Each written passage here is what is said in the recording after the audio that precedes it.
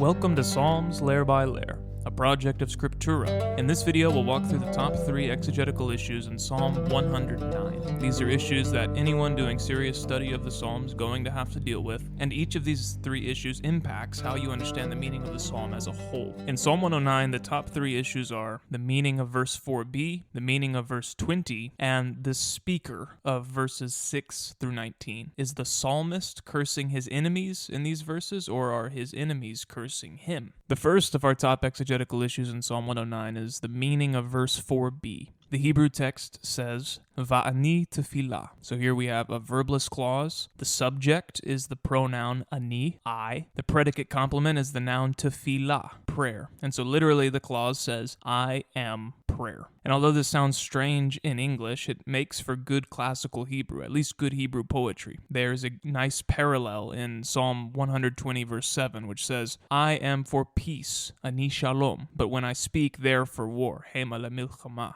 In this verse, the clause translated I am for peace is literally I am peace, ani shalom, which is how the psalmist expresses his total commitment to peace. And similarly here in Psalm 109, the statement I am prayer is a way for the psalmist to express his total commitment to prayer. But what exactly this means in the context is not clear. There are 2 main options. It could mean that the psalmist is committed to prayer in the sense that he will continue to pray. He'll continue to take his case to God. So the NET translation, for example, says, but I continue to pray. Or it could mean that the psalmist has been committed to prayer, and specifically to praying for the very people who are now accusing him. The Good News translation says, even though I have prayed for them. The clause in and of itself, va'ani tefillah, is ambiguous, and it could have either of these meanings. To determine which one is more likely, more appropriate, we have to look at the context. In support of the first view, some interpreters have rightly noted that Psalm 109 is full of legal language. For example, even the word accuse in the first half of verse 4 is a legal term. And they argue that in light of this legal language, the word for prayer in verse 4b, tefillah, has to mean something like appeal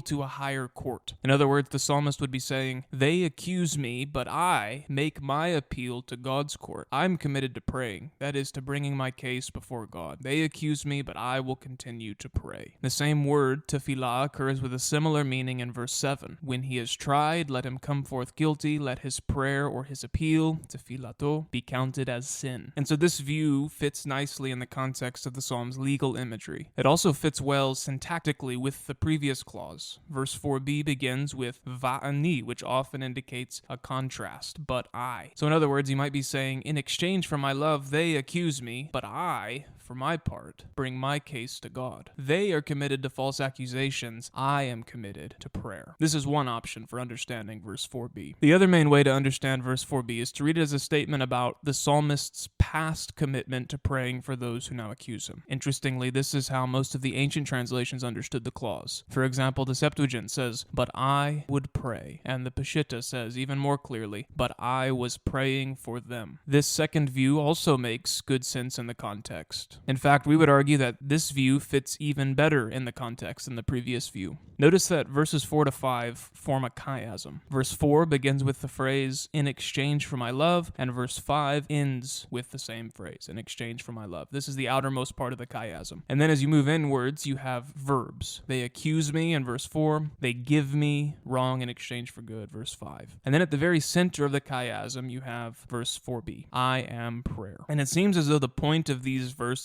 the point of this chiasm, is to highlight the injustice of the current situation, the incongruity between what the enemies are doing to the psalmist and what the psalmist has done for them in the past. He has shown them love and goodness, and in exchange, they treat him wrongly and accuse him for no reason. Notice that the opening prepositional phrase in verse 4, in exchange for my love, is even fronted before the verb as the main point of the sentence. It's in exchange for my love that they accuse me. In this context, it makes a lot of sense to read verse 4b as the ancient versions read it, even though I would always pray for them. In other words, this clause, verse 4b, at the center of the chiasm, gives us a concrete example of the psalmist's love for those who now accuse him. And its purpose here is to underscore the injustice of the whole situation. There's a clear parallel for this kind of statement in Psalm 35. Here in Psalm 35, the psalmist says, malicious witnesses rise up. They repay me evil for good. But I, when they were sick, I wore sackcloth. I afflicted myself with fasting. I prayed with head bowed on my chest. I went about as though I grieved for my friend or my brother. As one who laments his mother, I bowed down in mourning. This passage, Psalm 35, makes explicit what is implicit in Psalm 109. That is, it fleshes out in greater detail what it means for the psalmist to say, I am committed to prayer. It means that he's been committed to praying for those who now accuse him as an expression of his love for them. We prefer this view because it fits the context well, it has the support of the ancient versions, and it has a clear parallel in Psalm 35. If asked to rate our level of confidence in this interpretation on a scale of A to D, A being the highest, D being the lowest, we would give this interpretation a B rating. The second top exegetical issue in Psalm 109 is the meaning of verse 20. The Hebrew text reads, Zot poulat sotanai me'et Adonai v'hadovrim ra al nafshi. The ESV's translation of this verse is representative of most English translations. May this be the reward of my accusers from the Lord. In other words, according to the ESV and most English translations, verse 20 is a prayer or a wish that the preceding curse, that is verses 6 to 19, would fall upon the psalmist's enemies as their punishment. Other translations have something very different though. For example, one German translation says, rendered in English, such are the doings of those who accuse me with reference to the Lord. According to this translation, verse 20 is not a wish, but a statement, and it summarizes the preceding curse as the doing of the psalmist's accusers. In other words, according to this translation, verse 20 makes explicit that the speaker in verses 6 to 19, the one who's uttering the curse, is not the psalmist, but the psalmist's enemies. The last top exegetical issue for this psalm will explore more fully this question of who the speaker is in verses 6 to 19. But before we can do that, we have to figure out what verse 20 is saying. Verse 20, which summarizes verses 6 to 19, is really the key to figuring out who is speaking in these verses. There are 4 issues involved in understanding verse 20. First, what is the meaning of the word poulat? Does it mean reward, as in the ESV, or doings, as in the Einheitsübersetzung? Second, what is the meaning of the phrase poulat sotanai? Is this the reward punishment of my accusers, that is, the reward punishment that my accusers will receive? Or is this the activity of my accusers, the activity that my accusers are engaged in? Third, what is the meaning and syntactic function of the phrase me'et Adonai? Is this my accuser's punishment from the Lord, or is this those who accuse me with reference to the Lord, or perhaps who accuse me before the Lord? And lastly, what is the mood of the clause? Is it indicative? Is it a statement of fact? Or is it a wish, as in the ESV? The issue is clearly complicated, and we don't have time in this video to explore it from all of these angles. See a link to our website in the description below for a more thorough treatment of the problem. In this video, we'll just try to lay out the argument for our preferred interpretation. The best place to start is with the phrase me'et Adonai. Many of the other phrases in this verse are ambiguous, but this one is clear. Every time the phrase me'et occurs in the Bible, it indicates the source of some thing or activity. So for example, 2 Kings 6:33 says, this disaster is from the Lord. Zot hara'a me'et Adonai. Another clear example, very similar to Psalm 109:20, is in Numbers 7:84. This was the dedication of the altar by the princes of Israel. Zot chenuchat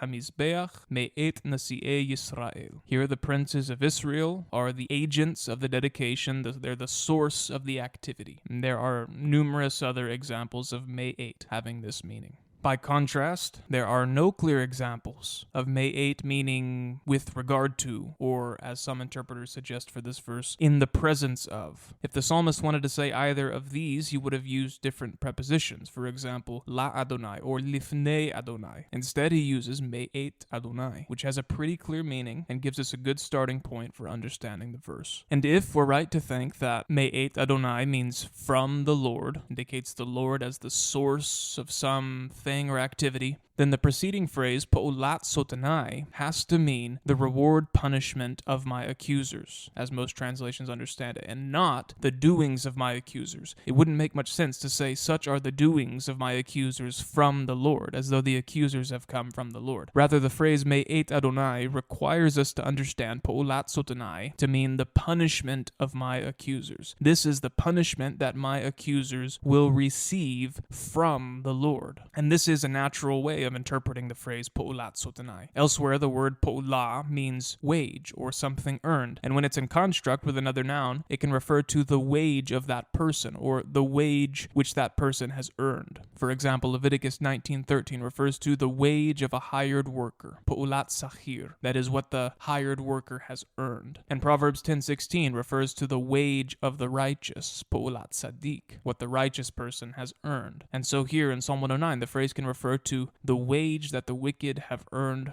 from the Lord. This interpretation not only works well in the immediate syntactic context of verse 20, it also works well in the larger context of the psalm as a whole. In verses 6 to 15, the psalmist curses his enemies. He calls on the Lord to bring each and every one of them to extinction. And then in verses 16 to 19, he argues that his enemies deserve this punishment. In verse 16, he says that each of his accusers deserves to be forgotten. He deserves to have their family line become extinct because each of them forgot to show loyalty. In other words, the punishment requested, he's arguing, fits the crime. The punishment has been earned, much like a wage is earned. And so it's not at all surprising that he would describe his enemy's punishment in verse 20 as a wage that they receive from the Lord. This view not only accounts for the normal usage of the individual phrases in verse 20, it also has the advantage of being able to make sense in the wider context of the psalm. The final question is whether verse 20 is indicative or modal. Is it a statement, this is the wage of my accusers, or is it a directive? May this be the wage of my accusers. Now there's nothing in the clause itself to indicate directive modality. At least on the surface, it looks like an indicative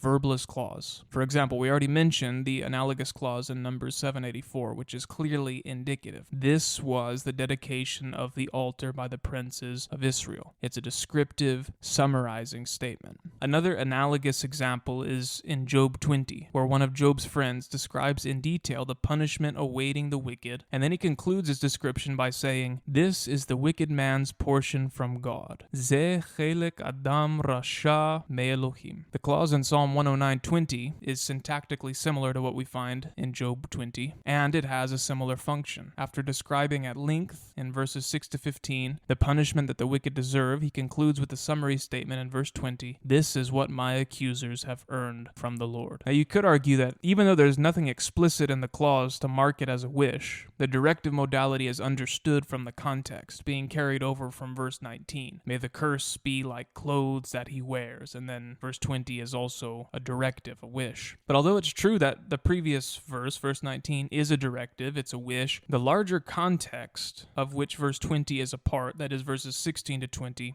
is predominantly indicative. All of the clauses in verses 16 to 18 are indicative, they're statements. And the purpose of the section, which begins with the conjunction because in verse 16, is not to express a wish, but to give a basis for the curse in the preceding section. And so it makes sense in this context to read verse 20 as an indicative statement, which is also the most natural reading of the clause itself, and it has clear parallels elsewhere. So in conclusion, we prefer to read verse 20 as a descriptive statement about the psalmist's accusers having earned their punishment from the Lord. This is the wage of my accusers from the Lord, or this is what my accusers have earned from the Lord. This view can easily account for all the words and phrases in this clause according to their normal usage, and it can also easily account for the wider context. This view is also attested in some of our earliest translations of this psalm. Jerome's translation from the Hebrew, for example, says, "This is the punishment from the Lord for those who oppose me." We give this view an A rating. The third issue in Psalm 109 is by far the most important and most debated issue in the psalm. Who is the speaker in verses 6 through 19? Is the psalmist speaking in these verses against his enemies, or is he quoting the words of his enemies against him? Several modern translations put quotation marks around verses 6 to 19 to show that in these verses, the psalmist is quoting the words of his enemies. The NRSV, for example, puts quotation marks around verses 6 to 19 and supplies the words "they say" at the beginning of verse 6. They say, "Appoint a wicked man against him. Let an accuser stand on his right." And so the whole curse section of this psalm is understood in the NRSV and other translations as a big quotation. In the Hebrew text, there's no equivalent to "they say." There's no quotative frame or any other explicit indication that this is a quotation. Now that's not necessarily a problem because psalms will often quote enemies without any formal introduction. For example, Psalm 2 says, "The kings of earth set themselves and rulers take counsel together together against the Lord and against his anointed, saying, Let us burst their bonds apart and cast away their cords from us. The word saying has been supplied by the translator. In Hebrew, the quotation is not formally introduced. So it's possible in Psalm 109 that verses 6 to 19 are a quotation, just one that's not formally introduced. But in the absence of any formal introduction, of any quotative frame, we would need a good reason for thinking so. So why would we think that these verses are a quotation? The main argument for thinking that verse 6 begins a quotation is the switch from plural to singular. Note that in verses 1 to 5, the psalmist's enemies are consistently described as a plural group. They have opened their mouths. They have spoken with me. They accuse me, and so on. But then when you come to verse 6, the person being cursed is singular. Appoint a wicked person against him. May an accuser stand at his right. And the singular references continue without interruption until verse 20. And then from verse 20 to the end of the psalm, the references to enemies are once again plural. This leads some to conclude that there must be a change in speaker. The reason, they say, for the singular in verses 6 to 19 is that the psalmist's enemies are now speaking, and they're speaking about the psalmist. Further support for this view comes from all the speech-related words in verses 2 to 5. It says the enemies open their mouths, they speak with the psalmist, they accuse him. In other words, the description of the enemy's speech in verses 2 to 5 sets up the expectation that they are about to speak. And so verses 2 to 5 function as a kind of quotative frame, introducing the speech of the enemies that begins in verse 6. And so there are strong arguments for seeing verses 6 to 19 as a quotation. We could give even more evidence for this view, but these are the two main points: the switch to singular and the speech-related terms in verses 2 to 5. This view is attractive, but it has one critical weakness. Verse 20, the verse that we discussed in our previous issue. The quotation view makes sense until you get to verse 20. This is what my accusers have earned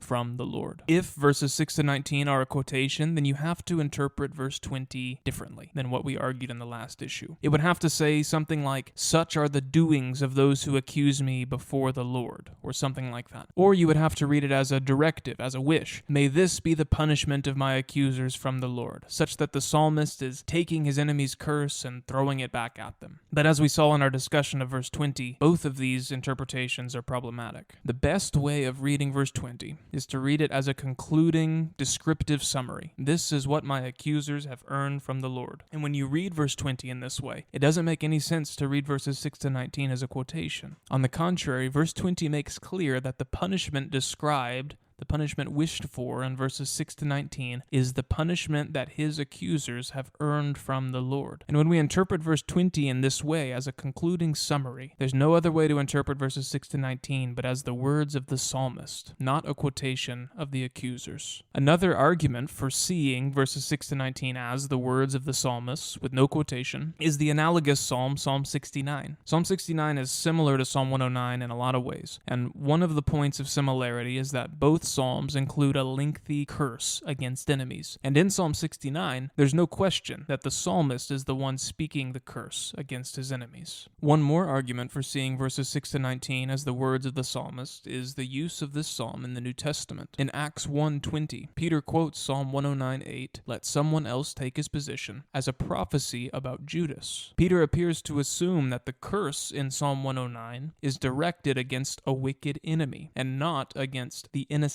psalmist. Other early interpreters of the psalm, for example the ancient translations and the church fathers, appear to have understood the psalm similarly, with the psalmist as the speaker of verses 6 to 19. As far as we can tell, the quotation view is not attested in the history of interpretation until modern times, until the 18th century. But if the psalmist is speaking about his enemies in verses 6 to 19, then why does he refer to them in the singular? Well, there are other examples of this kind of number shifting in the Bible. For example, in Psalm 35, the psalmist consistently refers to his enemies in the plural, but in verse 8, where he curses his enemies, he switches briefly to the singular. He says, "For without cause they hid their net for me. Without cause they dug a pit for my life. Let destruction come upon him when he does not know it." and let the net that he hid ensnare him. Let him fall into it, to his destruction. We see the same kind of number shifting in one of the Psalms of Solomon, preserved in Greek, but probably originally written in Hebrew. This psalm is a curse against hypocrites. Like Psalm 109, it has a long section in which a singular hypocrite is cursed. But this section, this curse, is framed by references to hypocrites in the plural. It says, "May God remove from the devout those who live in hypocrisy," plural. Then it switches to singular. "His words are deceit. He devastated a house. He is satiated with lawless actions. Let his part be a disgrace. May his life be in pain and poverty. May his old age be in lonely childlessness. May the flesh of those who try to impress people be scattered by wild animals, and the bones of criminals lie dishonored in the sun. Let crows peck out the eyes of the hypocrites. They have not remembered God. May he banish them from the earth." In this passage, as in Psalm 35, as in Psalm 109, the switch to singular has an individualizing, personalizing effect. Each and every one of them. Notice that in Psalm 109, as in the Psalms of Solomon poem, the curses are very specific, very vivid. May someone else take his position. May his wife become a widow. May a creditor seize his property, and so on. The curses, in other words, take place at the level of each individual. They aren't curses that come upon the group as such, whereas the accusations of the enemies are a group activity, described in the plural in verses 2 to 5 and verse 20, they will experience the curse at an individual level. And so the switch to singular in the curse section, verses 6 to 19, it's perfectly normal. It sounds weird in English, but there are clear parallels in Hebrew poetry, specifically in other curses in Hebrew poetry. In conclusion, then, we prefer to read verses 6 to 19 as the words of the psalmist, without any quotation. This view fits best in the context of the psalm. In particular, it best accounts for verse 20,